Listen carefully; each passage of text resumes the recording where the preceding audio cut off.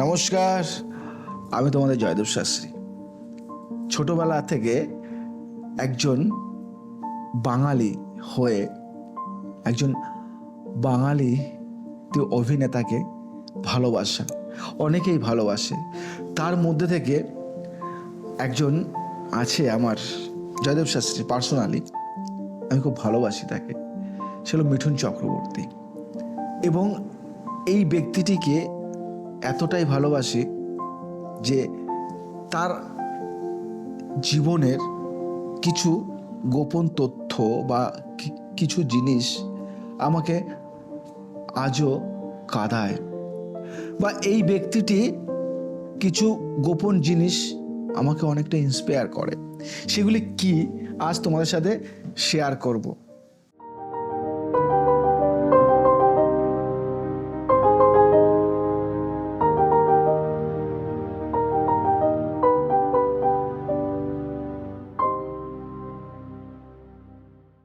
উত্তর কলকাতায় oriental seminary থেকে স্কুল পাশ করে স্কটিশ চার্চ কলেজ থেকে কেমিস্ট্রি অনার্স নিয়ে স্নাতক হয়েছিলেন মিঠুন। রহরা পলিটেকনিক অ্যাডমিশন নিয়েছিলেন, কিন্তু সম্পূর্ণ করতে পারেননি। 1970 সালে নকশাল আন্দোলনে জড়িয়ে পড়েন। উত্তাল সময় কলকাতা থেকে পালিয়ে বম্বেতে কাকার বাড়িতে আশ্রয় নেন, কিন্তু কিছুদিন পরে নকশাল পরিচয় প্রকাশ পেয়ে যাওয়ায় কাকা আর রাখতে রাজি হননি। 70-এর দশকের উত্তাল সময়ে মাত্র 19 বছর বয়সে কলকাতা ছেড়ে বম্বে পাড়ি দেওয়ার সময় মিঠুন ভাবেনি যে তিনি অভিনেতা হবে। ভেবেছিলেন কিছুদিনের জন্য শহর ছাড়ছেন, কলকাতা শান্ত হলে আবার ফিরে আসবেন। কিন্তু পাকে চক্রে বম্বেতে কিছু বন্ধুর সাথে একদিন হঠাৎ পুনের FTII-তে গিয়ে সব এলোমেলো হয়ে যায়। গৌরাঙ্গ, কেন যে মিঠুন চক্রবর্তীর তার আসল নাম কিন্তু গৌরাঙ্গ। সেই জন্যই পরবর্তীকালে মিঠুন হিসাবে উত্তরণের পর বলেছেন, আমি কোনো অ্যাম্বিনেশন থেকে অভিনেতা হয়নি, আমি কম্পালসেশন থেকে অ্যাক্টর হয়ে গেছি। সাংবাদিক আলি পিটার জনকে একবার মিঠুন বলেছিলেন যে কলকাতায় আমি যে নকশাল আন্দোলনের সঙ্গে যুক্ত ছিলাম এবং নকশাল নেতা চারু মজুমদারের ঘনিষ্ঠ ছিলাম, তা সিনেমা জগতের বাইরে অনেকেই জানতেন। পরিবারে একটি দুর্ঘটনা ঘটে যাওয়ায় ভাইয়ের মৃত্যু হয়েছিল। পর আমি এই আন্দোলন থেকে সরে আসি, কিন্তু নকশাল হিসেবে আমার পরিচয় কিন্তু পিছু ছাড়েনি। পুনের FTII এমনকি 70-এর দশকের শেষে মুম্বাই অবধি আমার এই পরিচয় আমাকে ধাওয়া করে বেরিয়েছে। রাজনৈতিক পরিচয় প্রকাশ পেয়ে যাওয়ার পরে FTII এর কোর্স করতে গিয়েও সমস্যায় পড়েছিলেন মিঠুন। ইনস্টিটিউট থেকে বের করে দেওয়ার সিদ্ধান্ত নিয়েছিল কর্তৃপক্ষ। শেষে সংস্থার ডিরেক্টর রোশন তানেজার সাথে সরাসরি কথা বললেন তিনি। মিঠুনের নাছোড়বান্দা মনোভাব আর যুক্তির কাছে হার মেনে তাকে রাখতে বাধ্য হন রোশন তানেজা। মৃগয়া দিয়ে অভিনয় জীবনের শুরু। রাষ্ট্রীয় পুরস্কার পেয়ে শুরু করলেও বলিউডে নিজের অস্তিত্ব টিকিয়ে রাখার জন্য দো আঞ্জানা, মুক্তির আর ফুল খিলে হ্যায় গুলশানের মতো ছবিতে 2 মিনিটের রোলে বা ভিলেনের সাগরেদের গুরুত্বহীন ভূমিকায় অভিনয় করেছেন। 75 রুপিস 75 টাকা মাসিক ভাড়ায় পেইং গেস্ট হিসাবে থেকেছে এক সময়। সঙ্গী ছিল এক দক্ষিণ ভারতীয় যুবক, কেউ কারো ভাষা বুঝতো না। মিঠুনের চেয়ে বেশি টাকা দিত বলে সেই ছেলেটার চৌকিতে ঘুমোতো, আর মিঠুন ঘুমাতেন মেজোতে চাটাই বিছিয়ে। একবার সারাদিন ঘোরাঘুরি করে এসে ক্লান্ত মিঠুন সেই রুম পার্টনারের খাটে ঘুমিয়ে পড়েন। তারপর মিঠুনের ভাষায় হঠাৎ করে ঘরে ঢুকে বেটা দেখতে পায় আমি ওর চৌকিতে ঘুমিয়ে আছি, আর যায় কোথায়। দক্ষিণী ভাষায় আমাকে ভয়ানক গালাগালি শুরু করলো।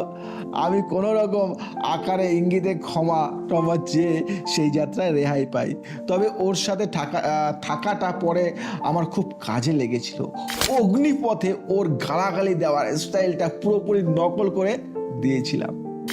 1974 সালে 1974 সালে পুনে ফিল্ম ইনস্টিটিউটে একটি নাটক প্রতিযোগিতায় প্রধান বিচারপতি হিসাবে এসেছিলেন মৃণাল সেন। সেই প্রতিযোগিতায় শ্রেষ্ঠ অভিনেতার পুরস্কার পেয়েছিলেন মিঠুন। পরবর্তীকালে মৃগয়া ছবির আদিবাসী নায়কের জন্য বলিষ্ঠ গড়নের কালো যুবকের দরকার পড়ল মৃণাল সেনের। মিঠুনের কথা মনে পড়ে যায় তখন। জোড়াবাগানের পঞ্চানন দাসের ব্যায়ামাগারে নিয়মিত শরীর চর্চা করতেন মিঠুন। আমি বললাম না তোমাকে, ওনার কিছু কিছু জিনিস আমাকে করে, তাই আমিও কিন্তু নিয়মিত ব্যায়াম করি। কলেজ জীবনে কুস্তিগির হিসাবেও বেশ নাম ডাক হয়েছিল তার। মিঠুন সেই সময় কলকাতায় ফিরে এসেছিলেন। মৃণাল সেন পুনে ফিল্ম ইনস্টিটিউট থেকে মিঠুনের ঠিকানা জোগাড় করেন। মিঠুনের কাছে খবর যায় মৃণাল সেন তাকে খুঁজছেন, পোর্টফোলিও পাঠাতে বলেছেন। খবরটা শুনে প্রথমে ভীষণ অবাক হয়ে গেছিলেন সেই সময় গৌরাঙ্গ চক্রবর্তী, কারণ মৃণাল সেনের মতো বিখ্যাত পরিচালকের সাথে তার কোনো পূর্ব পরিচিতি ছিল না। পোর্টফোলিও সমেত মিঠুন দেখা করেন। গৌরাঙ্গর নাম পাল্টে মিঠুন নামটাও মৃণাল সেনের দেওয়া। জোড়াবাগানের পঞ্চানন দাসের ব্যায়ামাগারে নিয়মিত ব্যায়াম করা আর ফ্রি স্টাইল কুস্তি করে তৈরি করা শরীরটা মৃগয়ার বলিষ্ঠ সাঁওতাল ঘিনিওয়ার চরিত্রের জন্য দারুণভাবে মানিয়ে যায়। ব্রিটিশদের বিরুদ্ধে সাঁওতালদের সংগ্রামী জীবন ছিল মৃগয়ার সাবজেক্ট। মৃগয়া ছবির শেষ দৃশ্যে যখন আদিবাসী যুবক ঘৃণেয় রূপী মিঠুনের ফাঁসি হয়, তার আগের মুহূর্তের অভিব্যক্তি কীরকম হবে সেই বিষয়ে মিঠুন পরিচালক মৃণাল সেনের কাছে জানতে চান। মৃণাল সেন তাকে বলেছিলেন, চিড়িয়াখানায় খাঁচায় বন্ধ বাঘের চলাফেরা আর তাকানো দেখেছিস? মিঠুন উত্তর দিয়েছে, ব্যাস আর বলতে হবে না, বুঝে গেছি। যারা মৃগয়া দেখেছেন তাদেরকে আলাদা করে বলার দরকার নেই যে দৃশ্যটার কি সার্থক রূপায়ণ ঘটেছিলেন মিঠুন। মৃগয়ার শুটিং চলাকালীন মিঠুনের ডেডিকেশন আর কমিটমেন্ট দেখে ছবির নায়িকা মমতা শঙ্কর বলেই ফেলেছিলেন, তুই তো ছবিটা নিয়ে একদম পাগল হয়ে গেছিস রে। 1976 সালে কলকাতার রক্সি হলে মৃগয়ার মুক্তি পান। মিঠুনের বয়স তখন 10 দিন কম 26 বছর। মৃণাল সেন শ্রেষ্ঠ পরিচালকের রাষ্ট্রীয় সম্মান পান। মিঠুন চক্রবর্তী এমন একজন অভিনেতা যিনি নিজের প্রথম ছবিতেই রাষ্ট্রীয় পুরস্কার পেয়েছিলেন। সেই রেকর্ড আজও অক্ষত আছে। মৃগয়ার পরে মিঠুন আর মৃণাল সেন একসাথে আর একটা ছবিতে কাজ করেছিলেন 1980 সালে, নকশাল। এই ছবিটা খাজা আহমেদ আব্বাস অনেক আগে মিঠুনকে অফার করেছিলেন, কিন্তু ফিল্ম দুনিয়ায় নতুন ইমেজ তৈরির জন্য মিঠুন সেই সময় রাজি হননি। জনকে তিনি বলেছিলেন, কিন্তু আব্বাস সাহেবের নামটাই শেষ পর্যন্ত আমাকে এই চরিত্রের অভিনয় করতে উজ্জীবিত করে। ততদিন মানুষ আমাকে অভিনেতা থেকেও বেশি ডান্সার ও ফাইটার হিসেবে প্রতিষ্ঠিত করেছেন। আর ঠিক এই সময় আব্বাস সাহেবের সিনেমায় একজন নকশালের ভূমিকায় অভিনয় করতে পেরে আমি সত্যি ধন্য হয়েছিলাম। শেষে 1980 সালে ছবিটা মিঠুনকে নিয়েই তৈরি হয়, ফ্লপ হয়েছিল। পরের দিকে মৃণাল সেন ঢাকি বলে একটা ছবির স্ক্রিপ্ট মিঠুনকে ভেবেই তৈরি করেছিলেন, যেটা বিভিন্ন কারণে বাস্তবায়িত হয়নি। মিঠুন এক সাক্ষাৎকারে বলেছিলেন যে আমি আজও একটা ফোনের অপেক্ষায় আছি, মৃণালদা বলছেন ঢাকি শুরু করেছি, চলে আয়। মৃগয়া মুক্তির সময় মিঠুনের আর্থিক অবস্থা ভালো ছিল না। বাবা বসন্ত চক্রবর্তী ছিলেন টেলিফোন এক্সচেঞ্জের সামান্য কর্মী। বাবা, 2 ভাই 3 বোন আর মাকে নিয়ে চরম অনটনের সংসার ছিল। বাবাকে সাহায্য করার জন্য মিঠুন এক সময় বন্ধু বান্ধবের কাছ থেকে টাকা ধার করে বড়বাজার থেকে আলু এনে বিক্রি করেছেন। জানেন এটা? আলুও বিক্রি করেছেন আমাদের সেই গর্বের মিঠুন চক্রবর্তী। তার পুরস্কারও পাওয়ার খবর দিতে আসা সরকারি প্রতিনিধিদের বলেছিলেন, পুরস্কার চাই না, আমার দুবেলা খাওয়ার ব্যবস্থা করে দিন। মৃণাল সেনের কাছ থেকে ডাক পাওয়ার আগে FTII থেকে পাশ করার পরে কলকাতায় ফিরে এসে চন্দননগরে জগদ্ধাত্রী পূজা দেখতে বেরিয়েছিলেন। লম্বা হওয়ায় আর ভেলভেটস আগেকার দিনে প্যান্ট ছিল না, ভেলভেটস প্যান্ট, সেই ভেলভেটস প্যান্ট পরে ঘোড়ার একটা প্যান্ডেলে ছেলে ছোকরার অমিতাভ বচ্চন এসেছে রে বলে টিটকারি মারতে থাকে। তাদের দিকে তাকিয়ে নিজের সঙ্গী বন্ধুকে মিঠুন বলেছিলেন, একদিন আমি এখানে আসবো, সেদিন এরা বলবে অমিতাভ বচ্চন নয় মিঠুন চক্রবর্তী এসেছে। মৃগয়ার রাষ্ট্রীয় পুরস্কার পেলেও বলিউডের নায়ক হিসাবে প্রতিষ্ঠা পাওয়া মিঠুনের পক্ষে অত সহজ হয়নি। পদে পদে লাঞ্ছিত হয়েছে, অপমানিত হয়েছেন। সবচেয়ে বেশি অপমানিত হয়েছিলেন নিজের গায়ের রং নিয়ে। এক সময় ভেবেছিলেন সত্যি বোধহয় হিরো হতে পারবেন না। চিন্তা করেছিলেন যদি ভিলেন হিসাবে দাঁড়ানো যায়। ফুল খিলে হ্যাঁ গুলশান, গুলশান ছবিতে ভিলেনের ভূমিকায় একটি ধর্ষণের দৃশ্যে অভিনয় করে ফেলেন। ছবির নায়ক ঋষি কাপুরের হাতে মারও খান। কিন্তু এই সব করেও প্রাপ্তির ভাড়ার আখের শূন্যই থেকে যায়। এক পরিচালকের কাজে কাজ চাইতে গেলে সেই পরিচালক তাকে বলেছিলেন, তোমাকে জামা কাপড় পরালে কেমন দেখাবে সেটাই তো বুঝতে পারছি না। ক্ষিপ্ত মিঠুন জবাব দিয়েছিলেন, কেন আমি কি আপনার সামনে ন্যাংটো হয়ে দাঁড়িয়ে আছি নাকি? ভাবতে পারেন কত অপমান সহ্য করতে হয়েছে আমাদের মিঠুন চক্রবর্তীকে। গায়ের রং সংক্রান্ত হীনমন্যতা থেকে বেরিয়ে আসার জন্য মিঠুন নিজের ডান্স আর মার্শাল আর্টের উপরে প্রাণপণে জোর দেন। মিঠুনের ভাষায়, আমি এমনভাবে ডান্স আর ক্যারাটে দিয়ে নিজের গ্রুমিং করতে চেয়েছিলাম যাতে পর্দায় আমার গায়ের রং নিয়ে দর্শক চিন্তা করার অবকাশ না পায়। ডান্স এবং ক্যারাটের ক্ষেত্রে মিঠুন আক্ষরিক অর্থে ট্রেন্ড সেটার। বোম্বেতে থাকাকালীন বিক্রম মঙ্গরা বলে এক বন্ধুর সাহায্যে একটা জিমখানার মেম্বারশিপ নিয়েছিলেন মিঠুন। না, ব্যায়াম করার জন্য নয়, যাতে সকালে উঠতে অন্তত ঠিকঠাক টয়লেটে যেতে পারেন সেই জন্য। তারপর সারাদিন স্টুডিও আর প্রযোজক পরিচালকদের দরজায় দরজায় ঘোরাঘুরি। মাথার উপরে কোনো ছাদ ছিল না। রাতে শিবাজি পার্কে শুয়ে থাকার সময় চুলের মুঠি ধরে পুলিশ নিয়ে গেছিল থানায়। বিকৃত যৌন নির্যাতনের শিকারও হয়েছেন। সেই দিনগুলিতে মাঝে ভেবে ফেলেছিলেন আত্মহত্যার কথাও। এই সব কারণেই কোনো সাক্ষাৎকারে নিজের সংগ্রামের দিনগুলির কথা বিশেষ বলতে চান না মিঠুন। কারণ হিসেবে বলেন, আমার মতো বহু লোক বর্তমানে জীবন যুদ্ধে লড়াই লড়ছে। এই সব শুনলে তারা ভয় পেয়ে যাবে। তাস খন্দ ছবিতে মিঠুনের অভিনয় দেখার পর নাসির উদ্দিন শাহের মতো অভিনেতা বলেছেন, একমাত্র মিঠুনই পারত এই লেভেলের রোলটাকে নিয়ে যেতে। তাসখন্দে মিঠুনের অভিনয় দেখার পর বুঝতে পেরেছি আমার এখনো অনেক কিছু শেখা বাকি আছে। ভাবুন কে বলেছেন, ভাবতে পারছেন? বোম্বের একটা ক্রিকেট ময়দান সংলগ্ন হাসপাতালের হোস্টেলে এক ছাত্রকে ম্যানেজ করে কিছুদিন কাটিয়েছিলেন। সেই ছাত্র শর্ত দিয়েছিল তাকে টাকা দিলে থাকতে দেবে, কিন্তু ভোর 6টার আগে হস্টেলের পেছনের দিকে দিয়ে পালিয়ে যেতে হবে, আর সন্ধে 6টার পরে পেছনের পাঁচিল টপকে ঢুকতে হবে। মিঠুন রাজি হয়ে যায়। সেই মাঠে সেই সময় নেট প্র্যাকটিস করতেন দিলীপ ব্যঙ্গস্কার বলেছিলেন, প্রায় দেখতাম হয় সকালে একটা কালো লম্বা মতো ছেলে মাঠের পেছনের পাঁচিলটা টপকে বাইরে যায়, আর সন্ধ্যাবেলায় পাঁচিল টপকে হোস্টেলে ঢোকে। সন্দেহ হয় একদিন আমরা কয়েকজন মিলে পাকড়াও করি। আমরা মারধর করতে উদ্ধত হওয়ায় ছেলেটা বলে ও চোর নয়, বাংলা থেকে কাজের সন্ধানে এখানে এসেছে, পয়সার খুব অভাব, তাই এই সব করে এখানে সেখানে দিন কাটায়। আমরা ওর কথা বিশ্বাস করে ওকে ছেড়ে দিই।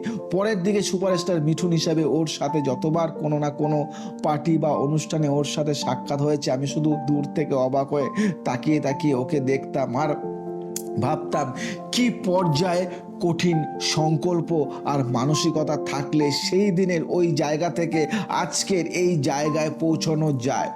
খেলোয়াড় জীবনে ওর জীবন থেকে অনেক প্রেরণা নিয়েছি। নিজের স্ট্রাগলিং পিরিয়ড গায়ের রং নিয়ে মিঠুন অপমানিত হয়েছিলেন। জিতেন্দ্রর কাছে মৃগয়ার রাষ্ট্রীয় পুরস্কার পেলেও বোম্বেতে হিরো হওয়াটা ওনার পক্ষে সহজ হয়নি। নিজের পোর্টফোলিওর সাথে নিয়ে এক স্টুডিও থেকে অন্য স্টুডিও ঘুরে বেড়াতেন। এইরকম ভাবেই একদিন হাজির হয়েছিলেন প্রযোজক পরিচালক টি.এল.ডি. প্রসাদের কাছে। সেই সময় প্রসাদ সাহেবের সাথে শুটিং করেছিলেন সেই সময়ের বিরাট সুপারস্টার জিতেন্দ্র। টি.এল.ভি. প্রসাদ কিন্তু মিঠুনের নাম আগেই শুনেছিলেন। মিঠুনের পোর্টফোলিও দেখে খুব প্রভাবিত হন। উনি জিতেন্দ্রকে বলেন, এই ছেলেটা ন্যাশনাল অ্যাওয়ার্ড উইনার, বাংলা থেকে এসেছে বোম্বেতে প্রতিষ্ঠা পাওয়ার জন্য, ওর কিন্তু সম্ভাবনা আছে। এসব শুনেও জিতেন্দ্র ছিলেন আশ্চর্য রকম নিরুত্তাপ। মিঠুনকে উৎসাহ দেওয়ার দূরে থাক, সাক্ষাৎ শেষে মিঠুন যখন উঠে চলে যাচ্ছেন তখন পেছন থেকে জিতেন্দ্র মিঠুনকে শুনিয়ে টিএলভি প্রসাদকে বলেছিলেন, ইয়ে কালিয়া হিরো বানেগা, ये कालिया हीरो बनेगा, अगर ये साला हीरो बन जाता है तो मैं फिल्म ही छोड़ दूंगा। ঘুরে তাকাননি মিঠুন। অপমানের জ্বালা বুকে নিয়ে চলে এসেছিলেন 1982-তে। জিতেন্দ্রকে জবাব দিয়েছিলেন ডিস্কো ড্যান্সার ছবির মাধ্যমে। ডান্সিং স্টারের স্ট্যাটাস মিঠুনের কাছে হারাতে হয়েছিল জিতেন্দ্রকে। পরবর্তীকালে মিঠুন আর জিতেন্দ্রর স্বর্গ সে সুন্দর, ऐसा प्यार कहा জাল, মার মিটেঙ্গের মতো সুপারহিট ছবি একসাথে করলেও মিঠুন অনেকদিন জিতেন্দ্রের সাথে সম্পর্ক স্বাভাবিক করেননি। আবার সিনিয়র অ্যাক্টর হিসেবে জিতেন্দ্রকে সম্মান করেছেন, কখনো কোনো উদ্ধত্ত পাল্টা বিবৃতি দেননি, স্রেফ পেশাদার সম্পর্কটা বজায় রেখে চলেছেন। নিজের কঠিন সংগ্রামের কথাগুলি ভুলতে পারেননি বলেই দিলীপ কুমার এবং সুনীল দত্তকে সাথে নিয়ে স্ট্রাগলিং অ্যাক্টরদের সাহায্যের জন্য একটি প্রোডাকশন হাউস তৈরি করেন Mithun. Film studio setting allied মজদুর ইউনিয়নের প্রেসিডেন্ট ছিলেন মিঠুন চক্রবর্তী। নিজের বুদ্ধিমত্তার জোরে নায়িকা সালমা আগাকে দাউদ ইব্রাহিমের খপ্পর থেকে বাঁচিয়েছিলেন।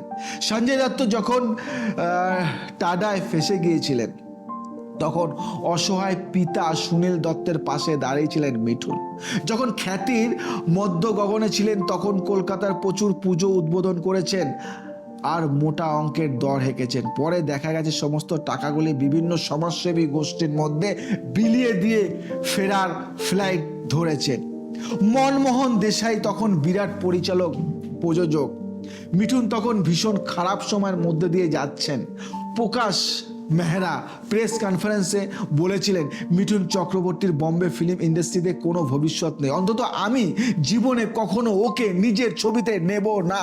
মনমোহন দেশাইয়ের অফিসে গিয়ে হাজির হলেন। দেশাই সাহেব জানতেন ছেলেটা রাষ্ট্রীয় পুরস্কার পেয়েছে, তাই ডেকে পাঠালেন। মিঠুন দেশাই সাহেবকে বললেন, আপনার নতুন ছবিতে একটা কাজ দিন, খুব অসুবিধায় আছে, খাওয়ার টাকা জোগাড় করাই দায় হয়ে উঠেছে। বিশ্বাস করুন, দুদিন ধরে ঠিকমতো কিছু খাইনি, একটা কাজ দরকার। মনমোহন দেশাই সব শুনে এটা 10 টাকার নোট এগিয়ে দিয়ে বলেন, দুদিন কিছু খাওনি শুনে খুবই খারাপ লাগলো, এই টাকাটা রাখো, পেট ভরে খেয়ে নাও, কিন্তু তোমার জন্য আমার ছবিতে কোনো কাজ নেই ভাই। মিঠুন নমস্কার করে চলে এসেছিলেন, বাড়িয়ে দেওয়ার টাকাটার দিকে ফিরেও তাকাননি। পরের দিকে নিজের আর অমিতাভ বচ্চনের ডুবে যাওয়া কেরিয়ার বাঁচিয়ে তুলতে খ্যাতির তুঙ্গে থাকা মিঠুন চক্রবর্তীকে সাদাসাদি করে নিয়ে গেছিলেন এই মনমোহন দেশাই।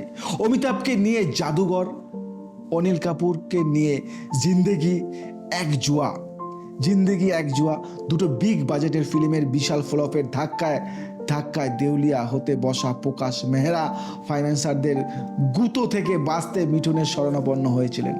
অতীত ভুলে সাহায্যের হাতে বাড়িয়ে দিয়েছিলেন মিঠুন। প্রকাশের দালাল ছবিতে সাইন করেন। সুপারহিট দালাল ছবির মোট বাজেটের 3 গুণ বেশি পয়সা বাজার থেকে উঠিয়ে নিয়ে ধনে প্রাণে রক্ষা পেয়েছিলেন প্রকাশ মেহরা। তবে লড়াইয়ের দিনগুলিতে পাশেও পেয়েছিলেন অনেককে, যারা তার সংগ্রামে সম্মান করেছে। সুনীল দত্ত, নবীন নিশ্চল, বিনোদ খান্না, রঞ্জিত সেলিম খান, এনারা বিভিন্ন সময় নির্মাতা নির্দেশকদের কাছে মিঠুনের নাম সুপারিশ করেছেন। নবীন নিশ্চল মিঠুনের নাম সুপারিশ করেছিলেন যশ চোপড়ার কাছে, কিন্তু ত্রিশূল ছবিতে যশ সচিনকে আগেই ফাইনাল করে ফেলেছিলেন। দর্শকদের দুর্ভাগ্য, তারা ত্রিশূলে মিঠুনকে পায়নি। পেলে ছবির লাস্ট অ্যাকশনটা হয়তো অন্যরকম হতো। কলঙ্কিনী কঙ্কাবতী ছবিতে তাকে গুরুত্ব দিয়ে একটা বেশ বড় রোল দিয়েছিলেন ছবির প্রডিউসার মহানায়ক উত্তম কুমার। শক্তির সামন্ত উঠতি মিঠুনকে নিয়ে বানিয়েছিলেন খোয়াব। অনিল গাঙ্গুলি বানিয়েছিলেন কন ক্যাসা। বলার মতো পারিশ্রমিক প্রথম পেয়েছিলেন প্রেম বিবাহ ছবিতে। সেই সময় সরকারি বাসে অথবা অটোতে করে শুটিংয়ে আসতেন। প্রেম বিবাহে অভিনয়ের জন্য পারিশ্রমিক পেয়েছিলেন 5,000 টাকা। টাকাটা দিয়ে প্রডিউসার জিজ্ঞাসা করেছিলেন, এই টাকা দিয়ে কি করবে? মিঠুন বলেছিলেন, সবার আগে মেসে ভাড়া মেটাবো, 2 প্যান্ট আর 1 জোড়া জুতো কিনবো, আর চালাতে পারছি না। মিঠুনের এই কষ্টটা আজও কাঁদায় যে এ এত বড় স্ট্রাগল করতে পারে, এত বড় মানুষটি। মিঠুনের ভাষায়, যেদিন বম্বে স্টেশনে নেমেছিলাম, বিশ্বাস করুন পকেটে টুথব্রাশ কেনার পয়সাটুকুও ছিল না। বম্বেতে কখনো আন্ডার কনস্ট্রাকশন সাইটে ঘুমিয়ে ফুটপাতে বাতিল কাপড় বিক্রি করে পুনে ফিল্ম ইনস্টিটিউট থেকে প্রথম বিভাগে স্বর্ণপদক নিয়ে পাশ করেন মিঠুন। সেই সময় তার সহপাঠী ছিলেন শক্তি কাপুর এবং গুলশান গোবরা। রানা রেস ছদ্মনামে ছোটখাটো মডেলিং করেছেন। মিঠুন যতই ফ্যাশন আইকন বা গ্ল্যামার বয় হিসাবে নিজেকে দেখাতে চান, একসময় কঠিন সংগ্রামের দিনগুলোতে যে অমানসিক পরিশ্রম উনি করেছেন, সেই কষ্টের ছাপটা কিন্তু চিরকালই ওনার চোখে মুখে লেগেছিল। এটা ওনার মুখের দিকে ভালো করে খুঁটিয়ে লক্ষ্য করলে বোঝা যায় যে মিঠুনের হিন্দি ছবির জগতে পদার্পণের প্রায় ৪৫ বছর হতে চলল। বাঙালি আজও কিন্তু অপেক্ষায় আছে আর একটা দ্বিতীয় মিঠুন কবে পাওয়া যাবে এই আশায়। মিঠুনের এই কষ্ট, এই জিনিসগুলি, এই স্ট্রাগলগুলি আজও কাঁদায়। তাই আমি এই মানুষটাকে অন্তর দিয়ে প্রাণ দিয়ে ভালোবাসি, কারণ এনার মতো স্ট্রাগল এই জয়দেব শাস্ত্রীও করেছে বা করছে। যদি সাফল্য পেতে চান, যদি মনে হয় যে আপনি এই প্রোগ্রামটি ভালো লেগেছে, তাহলে শেয়ার করুন, সাবস্ক্রাইব করুন, লাইক করুন, কমেন্টস করুন আর জানান আপনাদের রিয়াকশন। নমস্কার।